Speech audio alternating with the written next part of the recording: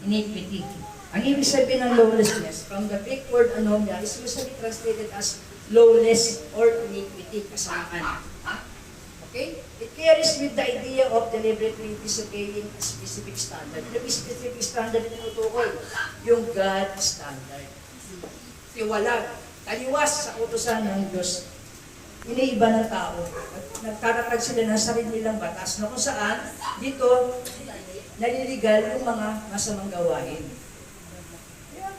Misuse, opposition to righteous, contradiction sa righteous o sa good deeds. So marami na pong sa mga nangyayari, abortion, yung nag-legalize na yung pagpapakasal ng mga Same-sex. yung mga same-sex, di ba? At saka yung divorce.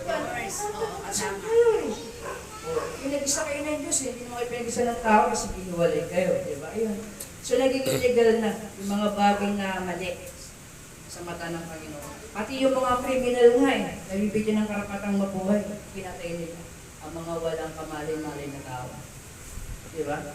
Nabibigyan pa sila ng karapatan. Human rights kung tawagin daw. Yeah. Pero pinatay nila yung mga pamilya na walang kamalay-malay.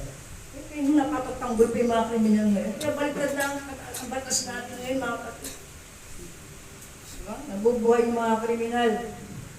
Diba? Oh, Jesus says the love of many will grow old. Bakit nagkaroon ng ganun? So what's going to be the reason that love grows old? Ano ba ang dahilan ng paglalamig ng mga Christians? Kasama po tayo na sa nangyayari niya. Apektado po tayo. Anong dahilan?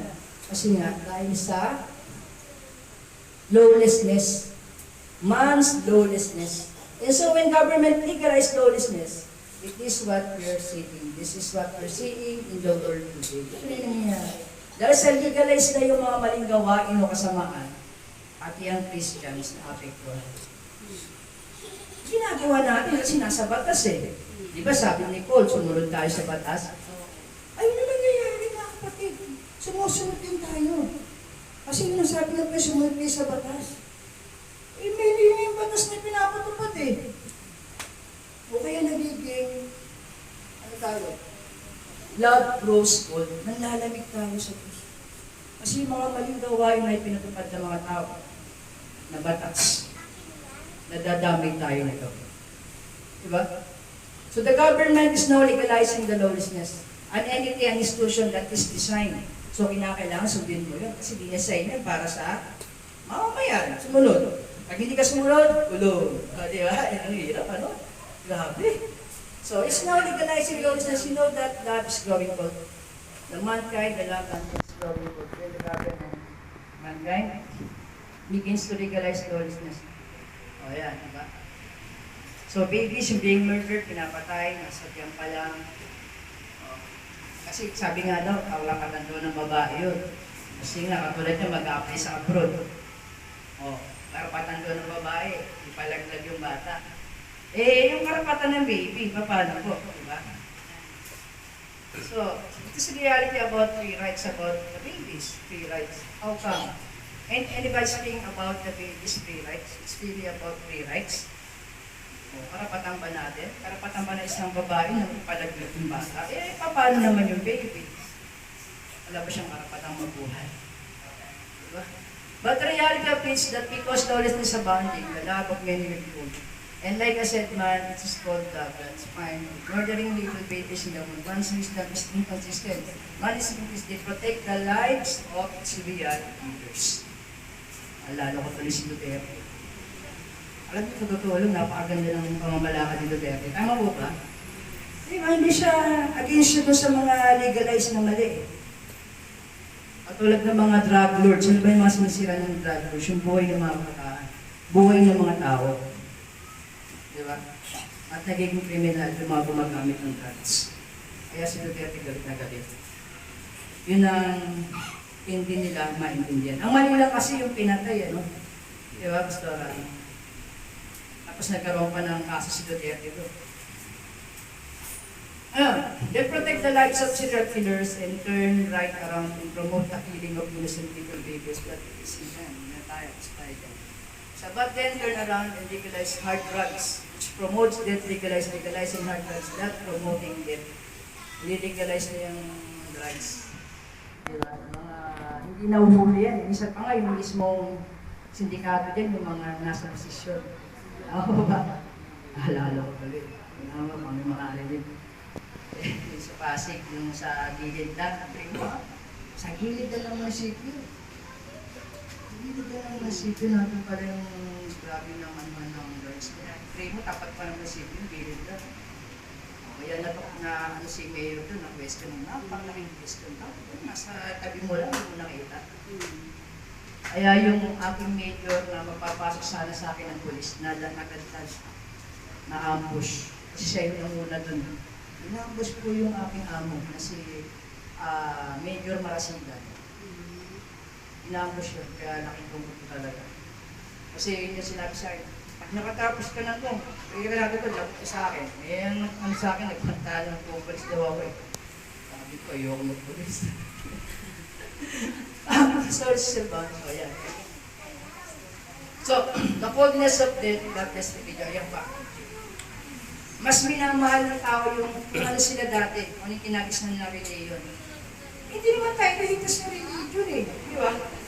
Hindi ka naman nililigtas na religion. Kung ano yung religion meron ka, pinaglalaban yan. Di ba? Marami nagdedebate, na ipag-away sa kanilang pinaniniwalaan, kinagis na religion. Pero sa totoo lang, hindi na nakapagligtas. O, di ba? To change people or to save them, what the world needs is the gospel of the kingdom. Because the gospel of the kingdom is the power of God unto salvation. Diba? Kasi nandun lang naman talaga yung kapangyarihan nyo sa pagkiligtas nga sa gospel lang. Kasi bakit ang binubuo ko dito, yung, sabi ito, listen your kingdom. This world needs the kingdom of God, not the kingdom of man. Because kingdom of man is lawless. And the kingdom of man is loveless. Diba? Lawless and loveless.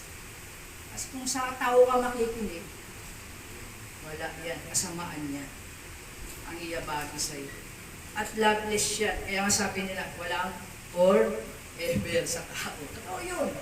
Ang forever nasa Panginoon. Wala sa tao. Diba? So, and that words don't need. And we are seeing it all around us. There are lawless and there's a cold love that is permitting the word. But you and I, as God people, we are to walk according to God. Bilang mga anak ng Diyos talaga, sumunod tayo ayon sa kalooban ng ating Panginoon. Law, and we are to walk from God's love, and God's love sharing. God's love because that's going to make the greatest impact in this world, not religion. Hindi naman talaga religion yung mga pagligtas sa tao, mga kapatid. Kasi ang kailangan ng tao, ang religion kasi, patay yan. God people don't really need, don't need religion. They need a relationship with Jesus Christ. Diba? And they need to see that relationship working through you and me. Ang tuloy na kailangan ng tao, relasyon, hindi religion. Yan. So kailangan natin ibahagi yung sagtana. So, ayan. Next, mortal life salvation for the elect saved. Sa verse ano po yun, ano? Balikan natin. Yung kanina.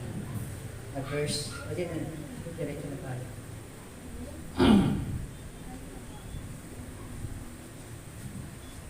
Yun eh. Next. So, mortal. So Matthew 24:13 is not talking about eternal salvation. Hindi sinasabi na hanggang ang magtiis hanggang wakas isang maliligtas. Hindi ibig sabihin na ito yung tinatawag na eternal salvation. Ang pinapaliwanag po dito, no? But it's not talking about eternal salvation. It's that verse, in that verse. It's talking about mortal salvation. What I mean is talking about having the life saved. Their mortal being saved. So kasi, pagdating na kasi ng Panginoon, yung mga naiwan sa rapture, lalo na yung mga naiwan na Christian, na hindi nakasama sa rapture, anong gagawin? Dahil sa anak ka ng Diyos naiwan ka lang. Bibigyan ka na, mabubuhay ka. Mabubuhay ka, usapin na yun. Mabubuhay ka, at di ka pababayaan ng Diyos. Nakita mo yung pagmamahal ng Diyos? Hanggang sa uli, hindi ka iniwan, ikaw walang iniwan eh. Iniwan mo siya. yung buhay mo physically mortal sa time ng tribulation period. Naiiwan ka sa tribulation period, pero bibigyan ka ng Diyos ng Panginoon na huwag makakain sa time na yun.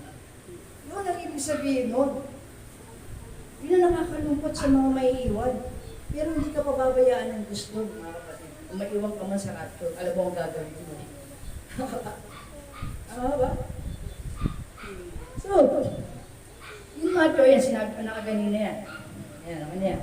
So, kung babasahin natin, dito natin makikita eh. Kung babasahin natin yung buong chapter ng 24, doon mo maunawaan, gano'n pala yun. O, sige na, basahin natin.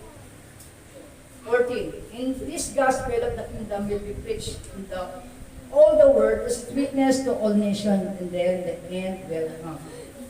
15. Therefore, when you see the abomination of the desolation spoken of by Daniel the prophet, standing in the holy place, whoever reads, let him understand. Then let those who are in Judea flee to the mountains. Let him who is on the house not go down to take anything out of his house. And let him who is in the field not go back to get his clothes. But those who are pregnant and those who are nursing babies in those days, and pray that your flight may not be in winter or in the Sabbath, or then there will be great tribulation, such as not been since the beginning of the world until this time, no, nor ever shall be. Ito yun. And unless those days were shortened, no flesh, ano yun? Mortal, body, physical, be saved. But for the elect's sake, those days will be short. Makita mo, dahil sa mga pinili, inaikli ang Panginoon, ang panahon para siya dumating. So dahil sa inaikli, walang mamamatay na flesh at maliligtas ang flesh. Flesh, mortal salvation. Ito yung mga naiwan sa rapture. Sila yung makaka-afford niyan. Ganda, no? Na maligtas ng katawan. Ano pwede mong gawin doon?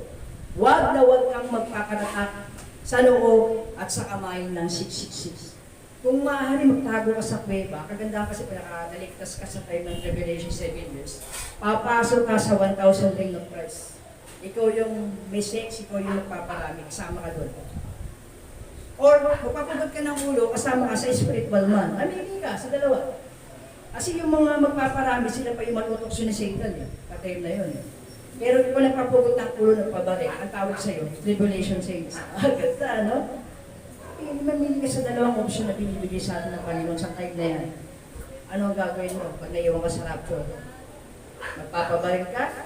Magpapapugot ka ng ulo? Magtatago ka sa ilalim ng lupa? Makakasama ka sa 1,000 ring of Christ. Magkahari niya, 1,000 years yun. Pinakahari mo sa atin ng Panginoon. Nakasama tayo magkahari. So saan ka doon? Maiwan ka man. Sa mga Christian na bumili ng palamig. Palamig. Sorry. Palamig ay din. Naglaylo. Tapos nakita mo rito, may mga damit na iwan. Tapos ikaw na iwan. Naku. Iwan. Nakakala na iwan ako. Ay, naku. Ayan, matitikmang mo yung wrath ni God. Pero, ang kagandahan lang, anak ka ng Diyos eh.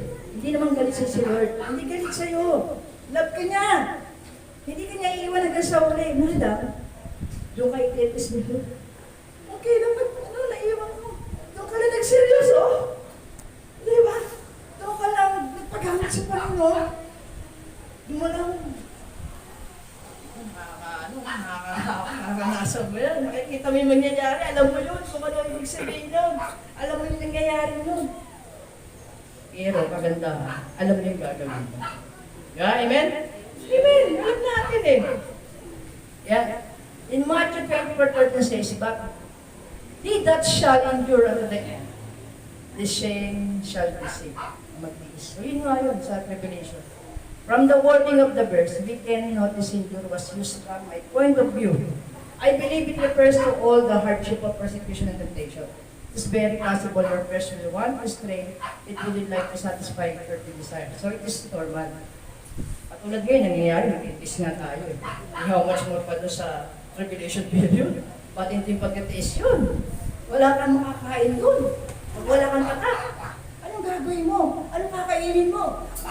Oh, eh ngayon pa nga lang eh, wala kang pambili ng ulam bigas, hirap ka na, pero magkakagawa ka ng paraan. Eh, doon sa panahon na yun, pag lumabas ka, atay ka. Takot ano? Di ba? So ngayon, ano ang ibig sabihin ko? So dahil sa binigyan tayo ng Spirit of God, ang Holy Spirit na tinanggap natin, siya yung nagbibigay sa atin ng endurance. Para ano, yung mga paghihirap na yun, naging sa mga panahon na to, ay natitiis natin. Di ba? Amen? Dahil sa endurance, kasi na, sinabi sa Matthew, 2 Timothy ba yun? God not giving us the spirit of fear, but God giving us the spirit of power, love, and sound mind. Diba? Binigyan tayo ng kapangyarihan, espiritu ng kapangyarihan, ng pag-ibig at kausayan. Hindi tayo binigyan ng espiritu ng katatakutan ng Panginoon. So kaya pala, na-endures natin ang mga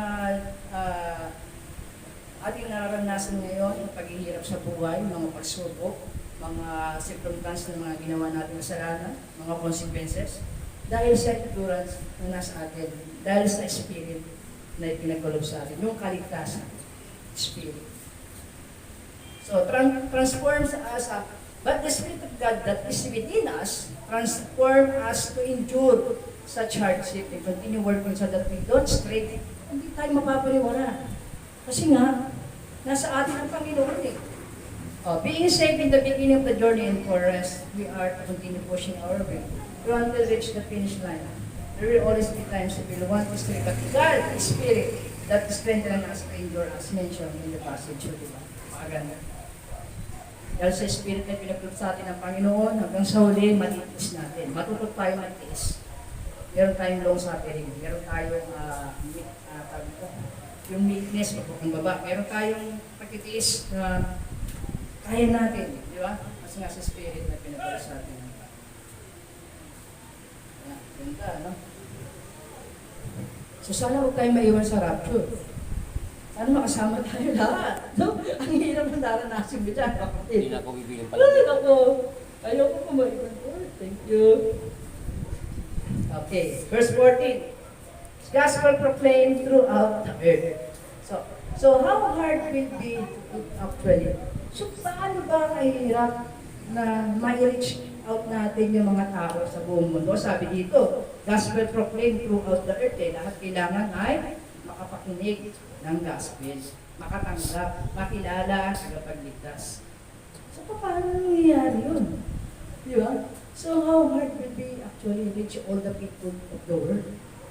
Lalo na yung China, pinakamalaking bansa sa mundo yan. Di ba? According to the Pew Research, in 2010, there were 232 countries or principalities in the world. During mo, meron tayong 232 countries or principalities in the world. So, bansa yan. Meron tayong ganong kadaming bansa sa buong mundo. In 2010, sa pag-aaral.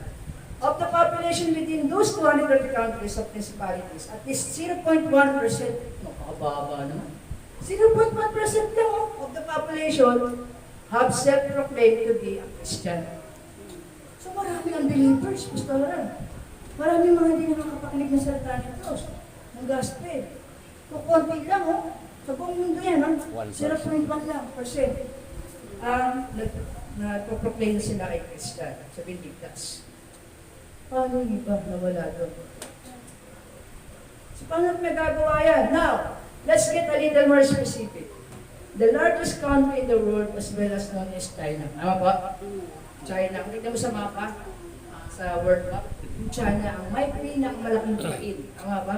Hanggang ngayon, nananamon pa sila. Sabi, no?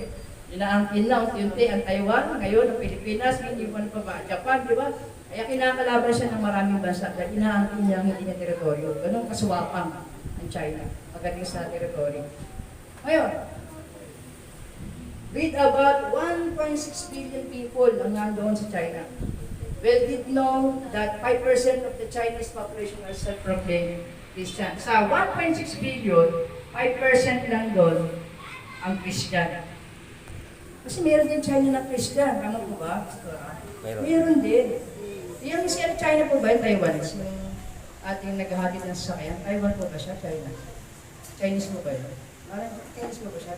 Yung, Yung may sakyan na kulay blue. hmm. Chinese po yun? O yun, di ba?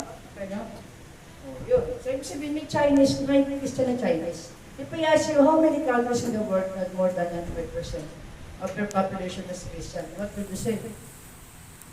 Nasagot mo ba yan? Na mayroong 95% sa mundo na Christian? Wala po. Wala po. Walang 95%. Napaka-konti lang magtutusin ng Christian sa buong mundo. About 3, meron tayo bilang lingwahe. About 3,737 countries in 2010 had 95% of the population as self-proclaimed Christian. Kasi bakit nagkaroon ng ganun? Ba't meron tayong 3,737? Bakit naging 95%? Ang sinin niyo. Anong dahilan kaya? Bakit pwedeng maging 95% ang maging Christian? Ang naging Christian na. Pero pwede, bakit? That's more than just the people themselves. The Bible has been translated into 3,312 language. Hindi pa nga umabot eh. Kulang pa eh. Translate ang Bible sa ilang lingwahe, 3,312 language. Translate ang Bible sa ganong mga iba't ibang lingwahe. Consider this. Sa tingin nyo ba, dahil sa translate ang Bible, walang dahil sa translate ang lingwahe ng Bible sa iba't ibang lingwahe, sa tingin nyo, minaligtas? Meron. Meron naligtas. Hindi, Oo, di ba? Kasi nga, naiintindihan nila, ang nilalaman ng Bible, ano kaya? Yung lingwahe ng Bible inchik, may intindihan mo ba yun? Sa hindi mo lingwahe? Siyempre, hindi. Pero dahil sinari nito sa lingwahe, alam mo, maunawaan mo ang kaligtasan. Through the help of, that it just billion of people around the world does reach them all. No, does not. Because there are more language than that. But also think about the electronics. Kaya isipin mo, dahil sa electronics, nangyayari po yan. Mangyayari po yan possible. Kasi bakit? Cellphones, computers, the internet, maging AI. Ginagamit na rin ng Panginoon yan para may reach out yung mga taong hindi alam ang gospel. Hindi mo, dahil sa ginagamit natin ng media, ginagamit natin ng Panginoon niya para ma-reach out yung mga tao, lahat. Para maintindihan nila na may Diyos na buhay, na mayroong tagapagligtas. Ayan, ang silbi ng mga cellphones natin. Nag-share tayo through media. Nag-share tayo ng gospel through Messenger, through Facebook, through TikTok, pati nga sa Bigo, nag-share ako eh. Ginagamit natin ang media para mag-share tayo ng gospel. Iba-ibang mga nasyon na nakikinig doon. Iba-ibang nasyon na nagpa-browse doon. Makikita nila, ay, kailangan ko pala si Jesus. Pag hindi, ganun pala mangyayari sa buhay ko, di ba? So, na-enlighten sila dahil sa tulong ng mga electronics natin, ng cellphones, ng computers, and the internet. So, there are 100% usage per cellphone subscription per capita, which means for every one person, there's an average of 1.6 cellphones in the world. So, marami yan. Di ba? Sino ba ang walang cellphone? Kahit ngayon nakatira sa bundok, may cellphone eh. So, di ba? Nakatira sa bundok, may cellphone. Ang gaganda pa ng cellphone nila, no? Di ba? Touchscreen, tapos high-tech. Sabi ko, nasa bundok na, may cellphone pa. O, di ba? Posibleng hindi sila makapakinig ng gospel. Di ba? Posibleng hindi sila ma-reach out. So today's scripture focus on taking the gospel to the nations and then the end will come. Ayan na. Kaya nga, redeeming the time because the days are evil. Ganun na, pinasamantala na ng Panginoon na maikalat ang salita niya, ang gospel, maklala na ng mga tao. Kasi darating na siya. Because the end will come. Kaya nga, gospel proclaimed to out the earth. So, we need to realize He is returning for those who process Jesus Christ as their Savior and Lord. He is returning to bring us home. No? Yet, it's hard to get the word out to entire world, but this is our job. O, ganun kahirap, pero trabaho natin ito mga kapatid. Diba yan ang ating Great Commission na share ang gospel sa mga tao upang sila rin ay maligtas, upang sila rin maranasan nila ang pag-ibig ng ating Panginoon sa Kristo. So take this message to the farthest reach of the globe. But don't forget your neighbor along the way, for there are many that need to hear the word of God. Yung mga kapitbahay natin, hirapan ka share. Nahiya ka, no? Pero may magagawa ka kahit sa media. Yung mga walang, at tawag dito, yung mga hindi interesado, tawag din sa paligid mo sa kapitbahay mo, yung sa mga sa media, may mga interesado. Yeah. So, huwag kang mawalan ng pag-asa na ikalat mo mabuting balita. Kasi napakahirap po ang kanilang mararanasan. Habang buhay na po silang mapupunta sa dagat-dagatan. Yun ang reason. Okay, ngayon ang question natin dito. Napasin ko lang. To change people to say them what the word needs. The word need is the gospel of the kingdom. Because the gospel of the kingdom is the power of God. Diba kaya nga sinabi sa Romans 1:16, for I am not ashamed of the gospel of Christ, for it is the power of God and salvation to everyone who believes. Kasi nga doon talagang kapangyarihan ng kaligtasan. Nasa gospel lang. Kaya pansinin nyo, bakit lima daliri mo, kapatid? Hindi nga mapaligtas natin natin ng mga kamay. Pansinin mo, bakit lima daliri natin? Lahat po tayo taas ng ating kamay. Bakit ha? Kasi alam mo, meaning ng 5 fingers na yan, gospel. Gospel po yan. Talaga, iniliit. Si Jesus ay namatay dahil sa ating mga kasalanan. Sabay-sabay po tayo, go. Jesus ay namatay dahil sa ating mga kasalanan. Tapos yung, ano ba tawag ito? Hinlalato. Siya inilipin. Siya inilipin. Sabay-sabay. Siya inilipin. Tapos yung palasingsingan. Muling nabuhay. Tapos yung hintuturo, umakyat sa langit. At yung hinlalakit, nangakong babalik. Yan ang gospel, yung limang daliri mo, kaya pwede kang mag-share ng gospel through your fingers. Diba? Ano mo pa ba't limang daliri mo? Kasi gospel yan. Gusto kayo itas ng Panginoon, di sa limang daliri mo na yan. Talaga? Hindi na nakapag-witness na ako, limang daliri lang ginamit ko. Tumanggap sa Panginoon, kapatid. Ito lang. Kasi ito yung gospel talaga. Diba? Yes naman tayo sa mga sinala, sa inyo, hindi na po yung magsampa akong babalik. Limang daliri. Gospel po yan. Okay? So present your kingdom. This word means the kingdom of God, not the kingdom of man. It's not going to be yan. And then law, and we are to walk from God's love, and God's love, sharing God's love. Not going to kagayin yan. So ito pa, be ready for the coming of our Lord and Savior Jesus Christ. Hindi nga dati. Baka tayo nga pasama sa rapture. Alam mo na gagawin mo, ha? So, for the time is short and the end is near, we need to be evangelizing the message, the gospel to the masses. Yeah. Aganda. So, yun ang trabaho natin. Maraming tao na nakakilala ng kaligtasan. Gamitin mo itong media. Gamitin niya yung cellphone mo. Di ba? Maraming, yung gusto nyo isang Panginoon ko nakapos niya yan. Ay, may pagdating na talagang wakas. So, ngayon, alam niyo na gagawin niyo, iwan tayo. Pero nandun ang love ni God sa'yo, huwag kang magkalala kapatid. Nandun pa rin ang love ni God sa'yo, hindi kanya mapabayaan. Ipararanas lang sa'yo ng Panginoon kasi iwan mo ako eh. Ito ngayon, iniwan kita. Sige, tuturuan ka lang ng lection bird. Pero mo hanggang doon sa dulo, nandun pa rin yung palo ng pagmamahal ng Panginoon sa atin dahil hindi ka naging seryoso. Pero binigyan ka ng wisdom ng Panginoon, alam mo ang gagawin mo sa time ng tribulation period kung hindi ka man nakasama sa atin. Yun ang mensahe, napakaganda dyan. Hindi tayo pinabayaan ng Panginoon ng Lord. So, maraming salamat, Lord, sa mensahe na pinagdalo sa amin sa bagong tutunin ng maraming tunan, nagsimbig sa katotohanan, tunay ang salita mo'y buhay, nagbibigay sa amin ng kaligtasan, tunay ang salita mo nagbibigay sa amin ng pag-asa, tunay ang salita mo nagbibigay sa amin ng buhay ng langga. Salamat po, Panginoon. Yes, name. Amen.